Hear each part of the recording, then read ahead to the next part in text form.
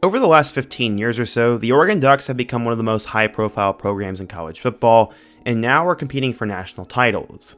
After being undefeated in the regular season, many thought that Oregon could win the national championship last year, but they ultimately got absolutely destroyed by a team they had beaten earlier in the year and went home early. A lot of people were disappointed by this, but Oregon is hoping to bounce back in a big way in 2025. They have to replace a lot of their main weapons, but Oregon is at the point where they have a great culture, they are reloading, and they are just plugging and playing new faces. They also have a really good head coach in Dan Lanning. In today's video, we're going to talk about the 2025 Ducks, go through their roster, their new players, who they lost, and then ultimately, I'm going to give a game-by-game prediction and tell you guys how I think they're going to do. But before we get started, if you're a big fan of college football, be sure to subscribe to the channel, leave a like if you support today's video, and let me know what player, team, topic, or situation I can cover next. Now let's get started and preview the 2025 Oregon Ducks. Okay, so last year the Ducks ended up starting ranked number 3 in the country, and they would face off with Idaho in week 1. This game was closer than many expected, as they only won 24-14. Kind of an odd game, but it was okay. In week 2, they played against Boise State, who was supposed to be near the top of the Mountain West, but no one expected them to have a Heisman finalist or go to the playoff. The game was close, and Oregon kicked a game-winning field goal, and they had survived. A lot of people were calling them frauds at this point, but after that, they went on a tear. In their next 3 games, they completely dominated, destroying their rival Oregon State on the road 49-14, killing UCLA on the road 34-13, and then handily beating Michigan State 31-10. The Ducks were 5-0 and back to number 3 in the country, and they would show down with number 2 Ohio State. This was one of the best games of the 2024 college football season, and in a classic, they would win 32-31 as time would run out for the Buckeyes. But, as we all know, the Buckeyes would later get revenge. After that, they went and shut out Purdue 35-0 on the road, and then dismantled number 20 Illinois at home. Oregon had really found their stride, and they would just continue. They killed Michigan 38-17, beat Maryland 39-18, and then had a really weird game against Wisconsin. Camp Randall was absolutely rocking for this one, and the Ducks would only escape this game by 3 points. They were lucky to get out alive, and they kept their unbeaten streak going with a win over Washington, and then they would beat number 3 Penn State in the Big Ten championship game. Oregon had had a perfect regular season, and many thought were battle-tested for the college football playoff. Unfortunately, after a bye, they did not show up. They got absolutely dismantled by Ohio State, and it was so ugly in the first half that it honestly was really depressing. They would fight a little bit in the second half, but they ultimately lost 41-21. Oregon would go 13-1 with a 9-0 record in the Big Ten, but to many it was extremely disappointing, especially with how things ended. Last year, Dillon Gabriel led the way at quarterback with nearly 4,000 yards and 30 touchdowns, and at the running back spot, they had a breakout star in Jordan James. James ran for 1,267 yards and 15 touchdowns, and Noah Whittington ended up having 6 touchdowns off the bench. He's expected to take a big step up next year. In the receiving department, Tez Johnson led the way with 83 catches for 898 yards and 10 touchdowns, and then guys like Trayshawn Holden, Evan Stewart, Terrence Ferguson, and Kenyon Sadiq also put up big numbers. On the defensive side of the ball, Bryce Butcher led the way with 94 tackles, Mateo Uiagalelei had 10.5 sacks, Jabbar Muhammad had 12 pass deflections, and Tysheem Johnson had 3 interceptions.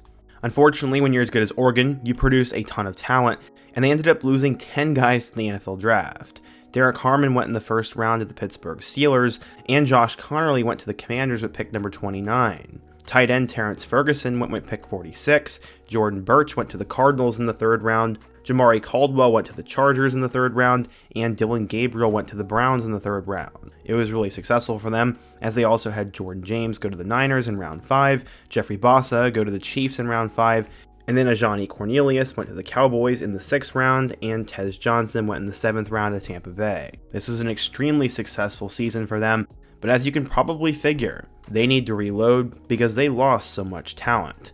Luckily, they had both an incredible recruiting class and transfer portal haul, as they had the number 3 ranked recruiting class headlined by 5-star wide receiver DeCorian Moore, who was ranked in the top 10, and in terms of their transfer portal class, they had an incredible one. They got Jaden Kennedy, a corner from Ole Miss, Emmanuel Pregnon, one of the top linemen from USC, Mekhi Hughes, a tremendous running back from Tulane, Malik Benson, a super athlete from Florida State, Bear Alexander, a defensive lineman from USC, the number 2 player in the portal in Isaiah World, a 5-star lineman from Nevada, Jamari Johnson, a productive tight end from Louisville, Alex Harkey, a starter for Texas State, Teron Johnson, an experienced veteran corner from Northwestern, and then Dylan Thieneman from Purdue, who's one of the most fun and electric defensive players in the country and is a projected first-round pick. I've already done a video in the past on Oregon's transfer portal haul, and honestly, it was probably my favorite. They pretty much got everything they needed here, and they've also stacked plenty of talent from the past. In terms of their depth chart, Dante Moore is now going to be at quarterback, as he was a 5-star in the 2023 class and after 1 year at UCLA, and was the backup to DG last year. He'll likely take over as the starter, with former blue chip quarterback Austin Novosad being his backup, late riser in the 24 class Luke Moga being 3rd string, and then 4-star quarterback Achilles Smith Jr. being 4th string. I also really like the running back room, as Mekhi Hughes and Noah Whittington should both be the starters, as Whittington was a great backup last year and should see an increased role, and then Hughes was very productive at Tulane. You also have Jade Lamar, DeJuan Riggs, former transfer Jay Harris, and then Dyer Hill Jr. The receiver spot is going to be a little bit interesting for them, as Evan Stewart was supposed to be the main guy, but he ended up getting hurt. This is disastrous for them, as now they're going to have to scramble a little bit. Luckily, they have a couple guys like former 5-star Jurion Dickey, you'll have Gary Bryant Jr., Malik Benson, and then true freshman DeCorian Moore. Other guys include Justice Lowe, Jeremiah McClellan, Cooper Perry, and Dylan Gresham. If there's one thing that you can put together here, it's that Oregon's going to have to figure some things out at the receiver spot, and a couple guys are going to have to step up early. This honestly could be their main weakness next year, but I'm sure they'll be fine. At the tight end spot, Kenyon Sadiq will be back, and then you'll also have Jamari Johnson. And then, as you guys know, I'm not even going to try to talk about the offensive line or defense, as there's just so many moving pieces there. But I will say my favorite player on the team this year is without a doubt going to be Dylan Thieneman, as he was just so much fun to watch at Purdue, and he's going to be everywhere. In terms of how the schedule will go for them, they will play against Montana State in Week 1, and while they are one of the best FCS programs in the nation, they lost a lot of their key players from last year and will have to rebuild. I thought they would kill Idaho last year, so maybe this game will be closer than we expect, but they should beat Montana State pretty easily. In Week 2, they will play against Oklahoma State at home, and this is not the same Cowboys team we've seen in the last couple of years. After starting out 3-0 last season, Oklahoma State absolutely was a disaster and lost their last 9 games, and they have a lot of work to do. Oregon should win this game by a mile.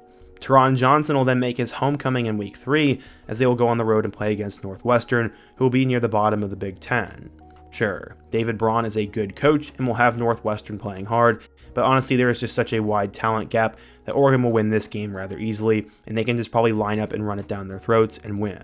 After that, they will play in the Civil War game against the Oregon State Beavers, who have now been downgraded to Group of 5 status. That absolutely has to be annoying, and while Malik Murphy will be a lot of fun to watch for the Beavers this year, this game will be like last season, and it won't be particularly close.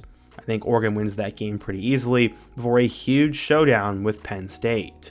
The Nittany Lions have national title hype and return a lot. This game is also in Happy Valley, and while I do think it'll be close, I think Penn State wins this game and gives Oregon their first loss of the season. Don't worry though, as I think they'll be fine. After a week off, they will face off against Indiana, who was the darling of the Big Ten last year, and this game I think actually could be competitive. Indiana has former Cal quarterback Fernando Mendoza, Cignetti reloaded through the portal, and this team is tough to play. Still though, I think Oregon is the better team, and probably wins by 10 to 14 points. Indiana will probably hang around though. Also, the Oregon team will be pretty mad after losing to Penn State.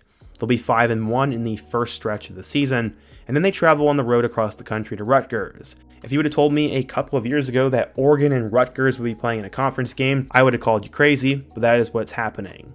Personally, I project Rutgers to finish last in the Big Ten, so I think Oregon will completely curb stomp them in this game. 6-1. After that, they'll come back home and play against Wisconsin, and you never know which Wisconsin team is going to show up. Luke Fickell's sort of on the hot seat this year, and he's brought in a roster that he thinks can win, but you never know at Wisconsin. It really depends when they show up, but with this game being at Oregon, I think the Ducks win regardless. After that, they will travel on the road to Kinnick Stadium, as they will play against the Iowa Hawkeyes. Iowa always seems to upset teams, but I don't really have a lot of faith in them. Their offense can barely pass the ball 2 yards down the field, and Oregon will without a doubt have the defensive line to stop their run game. If somehow, some way, Mark Gronowski can actually move the ball against Oregon, they might have a chance to pull off an upset here, but still, I'm going to play it safe and pick the Ducks to win. Going into their last 3 games, they should have the college football playoff in sight, and the first one will come against Minnesota. Last year, Minnesota got off to a slow start, but was really good by the end of the year, but I don't necessarily know if it'll be the case this season. They'll be breaking in a young new starting quarterback in Drake Lindsey, and I just don't think it'll be competitive. Oregon should have this game wrapped up by halftime, and then will return the following weekend to play against USC. On paper, this is a big game because it's against 2 big-time programs. I also don't have a lot of faith in USC, as they lost a lot of their top players from last year, and I'm not exactly sold on Jaden Mayava. Maybe by this point in the season, true freshman quarterback Husan Longstreet will be playing, but I've got no idea. This USC program has just not been the same, and I think Oregon wins it pretty easily. Their final regular season game will come on the road against Washington, and this is sort of a trap game in my opinion. Michael Penix and Washington absolutely gave Oregon fits the last couple of seasons, especially Bo Nix, and the Huskies have a new jitterbug at quarterback in DeMond Williams Jr. Some think he could become one of the better quarterbacks in the Big Ten, but I'm going to hold the brakes a little bit. I did a video on him last week, and while I ultimately think he will be really good, I don't think he'll be good enough to beat Oregon in year 1. I think this game is closer than expected though, but Oregon ultimately gets the win. If you do the math, that means I had the Ducks going 11-1, with their one loss coming to Penn State. They would most certainly qualify for the Big Ten Championship and get a college football playoff spot, where then it would depend on matchups. But this could all end up going up in smoke. Oregon has a lot of unproven players at the receiver spot, and we're just assuming that Dante Moore takes the next step. Moore was not all that great as a freshman at UCLA, and we are at this point just hoping that he gets developed properly, but maybe he struggles. Maybe Oregon can't figure out the quarterback spot and cannot find someone to throw the ball to, which would leave them vulnerable in games against Indiana, Wisconsin, Iowa, or Washington. That's sort of the worst case scenario here, as in my opinion, while they do play a pretty loaded overall schedule, they got to avoid Ohio State and Michigan. But what do you guys think? If you're an Oregon fan, what did I get right and wrong? What's going to happen at the receiver spot? Who's your favorite underrated gem on the team? And what team should I profile next? Be sure to let me know down below. Leave a like if you support today's video, subscribe if you're new, and check out one of the videos on the end screen. I hope to see you guys again soon, but until next time, peace.